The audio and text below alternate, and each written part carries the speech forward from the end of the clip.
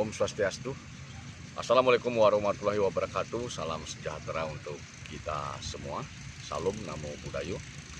Baik rekan-rekan dimanapun Anda berada, pada sore hari ini saya berada di Taman Pecangakan di Kota Negara, Taman Pecangakan di wilayah Kelurahan Dawaru, Kecamatan Cemprana, di Kota Negara, Kabupaten Cemprana, Bali, di Bali bagian barat. Sengaja saya mengambil tempat ini biar latar vlog saya itu berbeda-beda, sehingga juga bisa memberikan informasi kepada Anda semua tentang beberapa tempat atau objek yang menarik yang ada di Kabupaten Cemprana, Bali. Pada sore hari ini sambil saya melihat catatan kritis saya, beberapa hal yang saya catat dalam buku saya berkaitan dengan tema-tema yang menarik tentang administrasi publik dan kebijakan publik. Sore hari ini saya akan bicara tentang aparatur yang berorientasi SPJ, surat pertanggungjawaban. Jadi aparatur dalam melaksanakan pekerjaan, dalam melaksanakan tugas pokok fungsinya, fenomena yang terjadi di Indonesia orientasinya itu adalah SPJ. Ditengarai diduga orientasi utamanya adalah SPJ atau SPJ oriented. Jadi public oriented, orientasi kepada kepentingan publik sepertinya kurang diperhatikan, karena memang fenomena yang terjadi di lapangan di tanah air kita ini, suka tidak suka para aparatur kita dipaksa untuk berorientasi kepada SPJ, surat pertanggungjawaban berkaitan dengan tugas pokok fungsinya. Kenapa hal itu bisa terjadi? Ini menarik sekali untuk dicermati. Sebenarnya secara teoritis dan filosofis, teoritis sebenarnya ketika kita bicara aparatur, proses mereka menjadi aparatur itu dilakukan melalui suatu proses seleksi yang ketat, apalagi di era reformasi sekarang ini. Artinya kalau kita melihat teori kelas, teori sosial, sebenarnya secara umum aparatur itu sebenarnya memiliki kemampuan menengah ke atas.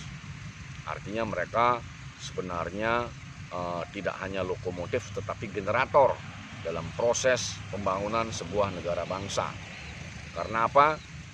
Karena aparatur itu sebagaimana yang saya katakan tadi, input mereka, proses masuknya mereka ke dalam institusi publik itu melalui proses seleksi yang ketat. Terlepas mungkin itu 1-2 hanya kasus per kasus saja yang melakukan proses dengan tidak bagus. Tetapi kita melihat proses yang dilakukan secara normatif atau secara umum baik. Nah, ketika kita melihat aparatur itu proses seleksinya ketat dan itu merupakan orang-orang pilihan, semestinya aparatur itu, sistem yang dibangun tidak membuat mereka waktu bekerja mereka habis untuk memikirkan, melaksanakan apa yang namanya SPJ, tanggung jawab SPJ.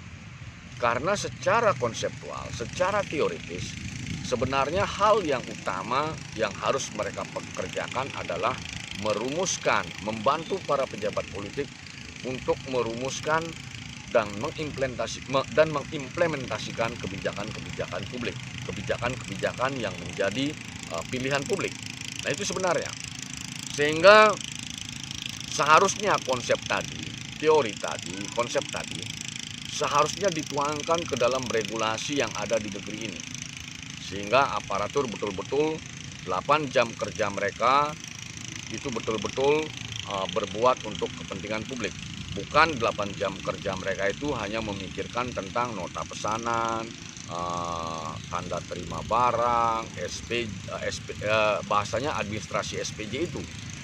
Karena kalau sekedar pengadministrasian SPJ, kalau kita berbicara konseptual, itu kan bisa dikerjakan oleh orang lain. Itu kan pekerjaan itu bisa dibantu oleh mereka yang bukan sebagai aparatur.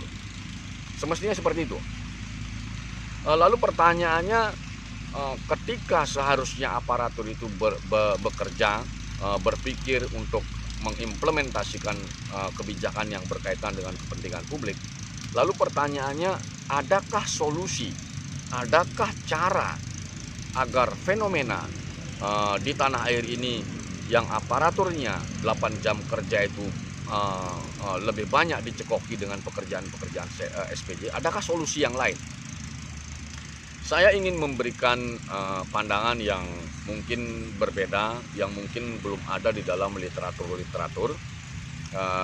Kalau kita mengkonfrontir Perpres 16 tahun 2018 tentang pengadaan barang dan jasa, regulasi yang terbaru, itu kan sebenarnya ketika kita melihat Perpres 16 2018 tersebut, itu kan produk buatan manusia. Artinya itu cara berpikir normatif. Artinya regulasi itu kan semestinya sekiranya bisa dirubah. Karena sebagaimana penyampaian saya tadi, aparatur seharusnya lebih banyak bertugas berpikir untuk implementasi kebijakan, bukan buat SPJ, bukan beli barang, bukan pesan barang. Nah, solusinya tentunya pekerjaan itu harus digeser ke tempat lain atau ke institusi lain. Sandungannya jelas sebagaimana penyampaian saya tadi adalah Perpres 16 2018. Nah, bagaimana caranya? Perpres ini harus dikaji ulang, Perpres ini harus diubah.